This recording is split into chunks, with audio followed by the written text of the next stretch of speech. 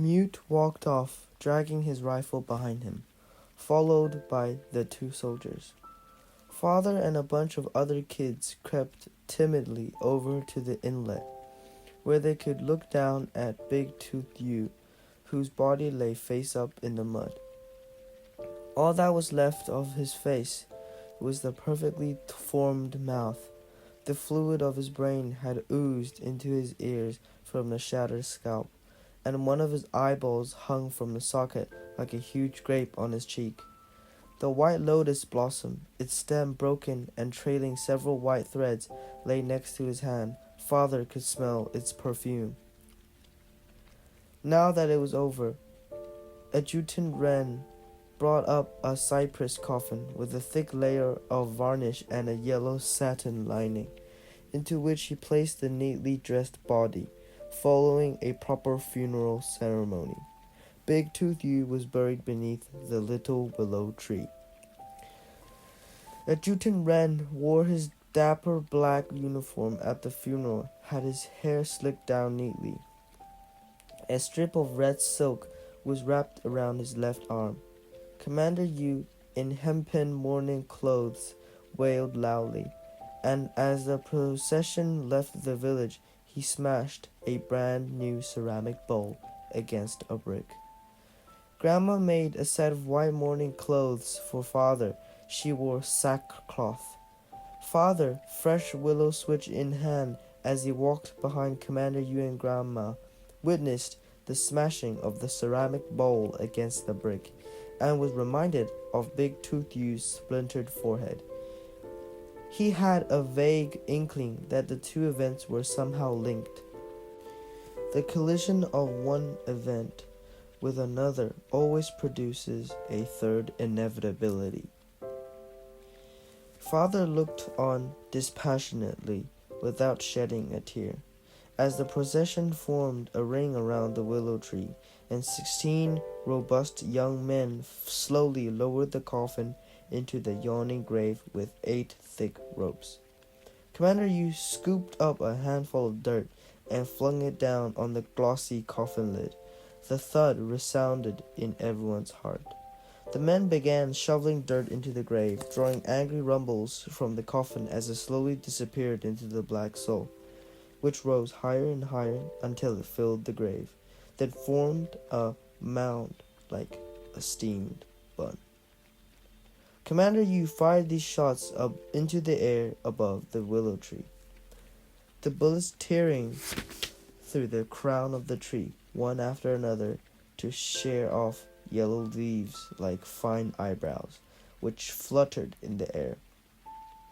3 shining casings leaped into the putrid water of the inlet, and were immediately retrieved by a boy who jumped down, his feet squishing in the soft green mud. Adjutant Ren took out his Browning and pulled off 3 shots, which shrieked like roosters as they sped above the sorghum. Commander Yu and Adjutant Ren faced each other, smoking guns in their hands. Adjutant Ren nodded. He did himself proud. He stuck his pistol into his belt and strode into the village. Father watched Commander Yu slowly raise his weapon and aim it at Adjutant Ren's retreating back. The funeral party was stunned, but no one made a sound. Adjutant Ren, unaware of what was happening, strode confidently into the village, the bright yellow gear wheel in the sky shining in his face. Father saw the pistol jerk once, but the explosion was so weak and so distant that he wasn't sure he heard it. He watched the bullet's low trajectory as it parted Adjutant Ren's shiny black hair before moving on, without so much as turning his head or breaking stride. Adjutant Ren continued on into the village. The sound of whistling drifted towards Father's ears. It was the familiar sound of, "The sorghum is red, the sorghum is red." Hot tears filled his eyes. The receding figure of Adjutant Ren grew larger and larger. Commander Yu fired another shot. This time it was so loud it rocked the earth and startled the heavens. Father saw the bullet's flight and heard the explosion at the same time. The bullet struck a sorghum plant, severing its head, which was shattered by a second bullet as it settled slowly to the ground. Father was vaguely aware that a jute wren bent over and plucked the yellow blossom from a bitter weed at the roadside, then held it up to his nose and savored its fragrance for a long time. Father told me that a jute wren was a rarity, a true hero. Unfortunately, heroes are fated to die young. 3 months after he walked so proudly away from the heroic gathering, his Browning pistol went off while he was cleaning it and killed him. The bullet entered his right eye and exited through his right ear, leaving half of his face covered with a metallic blue powder. A mere 3 or 4 drops of blood seeped out of his right ear, and by the time the people who heard the shot had rushed over, he was lying dead on the ground. Wordlessly, Commander Yu picked up a jute wren's Browning pistol. Chapter 7. Grandma, carrying baskets of fish cakes on the pole over her shoulder, and Wang Wenyi's wife, carrying 2 pails of mung bean soup, rushed towards the bridge across the Blackwater River. Though they had planned at first to head southeast through the sorghum field, they found the going too hard. "Let's take the road, sister-in-law," Grandma suggested. "The long way round is fastest." They were like high-flying birds making good headway through the open sky.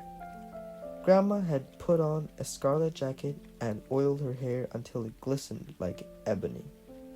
Wang's wife, a vigorous but diminutive woman, was nimble on her feet. Back when Commander Yu was recruiting troops, she had brought Wen Yu to the house and asked Grandma to speak to Commander Yu to sign him up as a guerrilla. Grandma had promised she would, and Commander Yu had taken him for her sake. "Are you afraid of dying?" Commander Yu had asked him. "Yes." "When he says yes, he means no," Commander Yu, Wang's wife, had explained. "Japanese planes bombed our 3 sons into pulp." Wang Wenyi was not cut out to be a soldier. His reactions were slow, and he couldn't tell his right from his left. During marching drills on the parade ground, he was hit by a jute wren more times than you could count. His wife had an idea. He would carry a sorghum stem in his right hand, so when he heard a right turn command, he turned in that direction. Since he had no weapon, Grandma gave him a fowling piece. When the woman reached the bank of the twisting Blackwater River, they headed south, without stopping to enjoy the chrysanthemums on the bank or the dense thickets of blood-red sorghum beyond it. Wang Wenyi's wife had lived a life of suffering, Grandma one of privilege. Grandma was drenched with sweat. Wang Wenyi's wife was as dry as a bone. Father had since returned to the bridgehead, where he reported to Commander Yu that the fish cakes would be there soon. Commander Yu patted him on the head for a job well done. Most of the soldiers lay around the sorghum field, soaking up the sun. Growing fidgety with impatience, Father strolled over to the field west of the road to see what Mute and his troops were up to. Mute was still honing his knife, so Father stopped in front of him, his hand resting on the Browning at his belt. A victor's smile on his face. Mute looked up and grinned broadly. Father presumed that the 4 linked rakes blocking the road, their teeth pointing skyward, must have reached the limits of their patience. The stone bridge spanning the river looked like an invalid just beginning his recovery. Father walked up to the dike and sat down, looking first east, then west, then to the river flowing beneath them, and finally to some wild ducks. The river was beautiful, owing to its profusion of living plants and tiny whitecaps. each filled with mystery.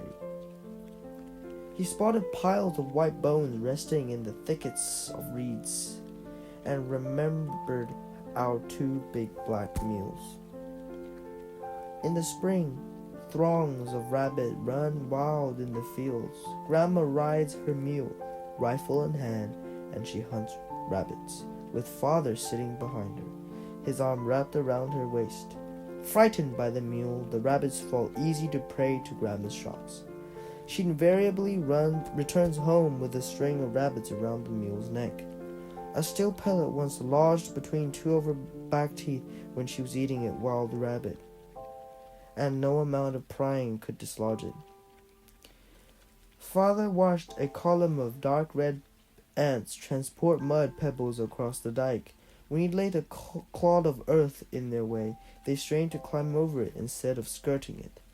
He picked it up and heaved it into the river, where it broke the surface without a sound. Now that the sun was overhead, a fishy smell drifted over the hot air. Bright glimmers of light flashed everywhere and made the area sizzle. It seemed so to father that the space between heaven and earth was filled with the red dust of sorghum and the fragrance of sorghum wine. He stretched out on the dike, face up, and in that moment his heart leaped into his throat. Later on, he realized that patience is always rewarded, and that the consequences of his waiting were perfectly common, ordinary, casual, and natural. For he had spotted 4 strange, dark green, beetle-like objects crawling noiselessly towards him on the highway that cut through the sorghum fields. "Trucks," he muttered ambiguously. He was ignored. "Jap trucks." He scrambled to his feet, panic-stricken, and stared at the trucks streaking towards him like meteors, trailing long dark tails and proceeding by crackling, swaying, incandescent rays of light. "Here comes the trucks." His words were a sword that decapitated the men with a single stroke. A dull silence settled over the sorghum field. "Men," Commander Yu roared joyfully. "They're here after all. Get ready, and don't fire until I give the order." On the west side of the road, Mew jumped to his feet and slapped himself on the hip. Dozens of guerrillas crouched on the slope, weapons ready. They could hear the roar of the engines.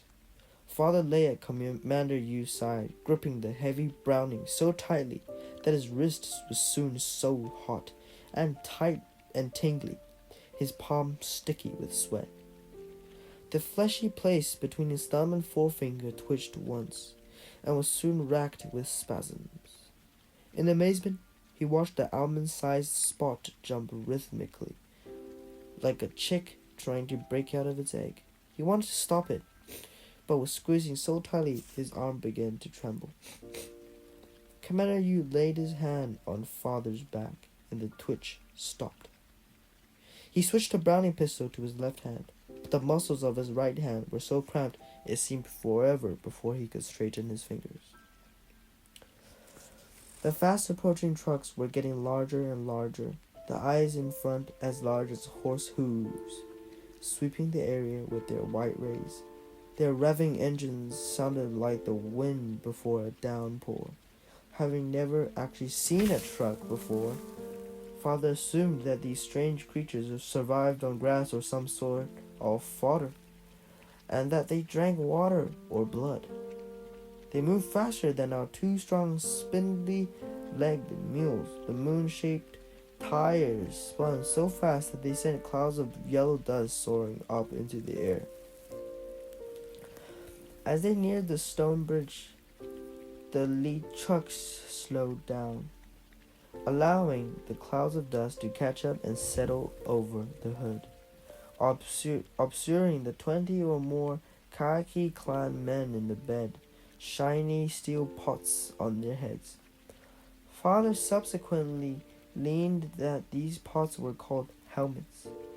In 1958, during the backyard furnace campaign of the Great Leap Forward, when our wok was confiscated, my elder brother swept the helmet from a pile of metal and brought it home to use as a cookpot.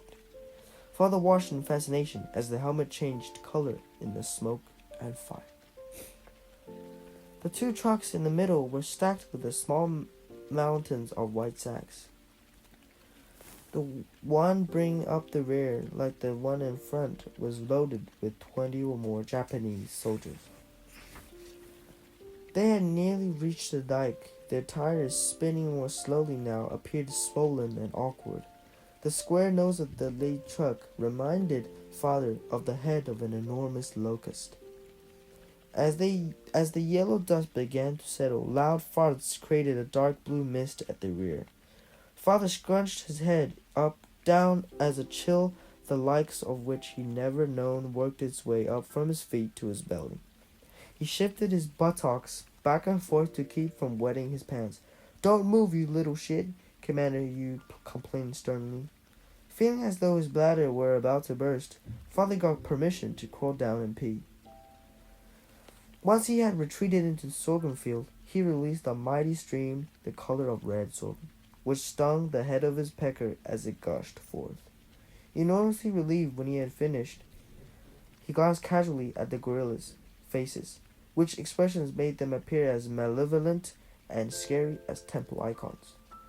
Wang Wenyu's tongue poked out between his lips. His staring eyeballs seemed frozen like a lizard's. The trucks, huge beasts on the prowl, held their breath as they crept forward. Something aromatic struck Father's nostrils. Just then Grandma, in her sweat-stained red silk jacket, and the painting wife of Wang Wenyi appeared on the dike of the meandering Blackwater River. Grandma, with her baskets of fish cakes, and Wang Wenyi's wife, with her pails of mung bean soup, gazed at the miserable stone bridge across the Blackwater River, feeling very much at ease. Grandma turned to Wang's wife and said with relief, "We made it, sister-in-law." Ever since her marriage, Grandma had lived a life of ease and comfort, and the carrying pole, with its heavy load of fish cakes, dug deeply into her delicate shoulder, leaving a dark purple bruise that would accompany her as she departed this world and traveled to the kingdom of heaven. The bruise will be a glorious symbol of a heroic figure from the war of resistance. Father was the first to see her, while the others were following the slow progress of the trucks with unblinking eyes. Some secret force told him to look to the west, where he spotted her floating towards them like a gorgeous red butterfly. "Mom." His shout was like a command. A hail of bullets tore through the air from 3 machine guns mounted on the Japanese trucks. The sound was dull and muted, like the gloomy barking of dogs on a rainy night. Father watched as 2 shells opened holes in the breast of Grandma's jacket. She cried out in ecstasy, then crumpled to the ground, her carrying pole falling across her back. One of the baskets of fish cakes rolled down to the southern slope of the dike, the other down the northern slope. Snow-white cakes, green onions, and diced eggs were scattered into the grass on both sides of the dike.